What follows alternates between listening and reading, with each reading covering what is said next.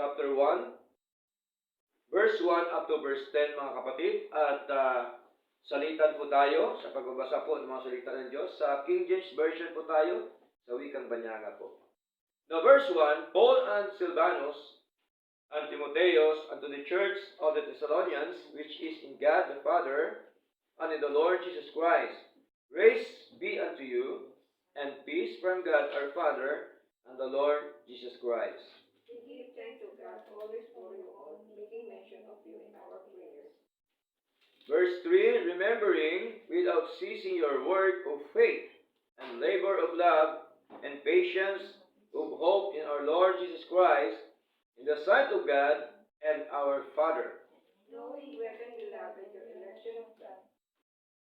Verse 5, for our gospel came not unto you in the word only, but also in power and in the Holy Ghost, and in much assurance, as you know what manner of men we were among you for your sake. Many faithful followers of us and of the Lord, having received the word in much affliction, which joy of the Holy Ghost.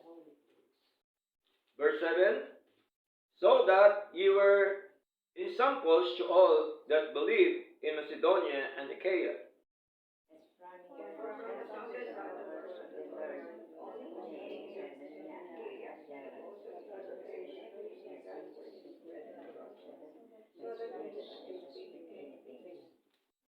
Verse 9, who did himself show of us what manner of entering and we had unto you, and how ye turned to God from idols to serve the living and true God. Sabay-sabay po tayo sa verse 10.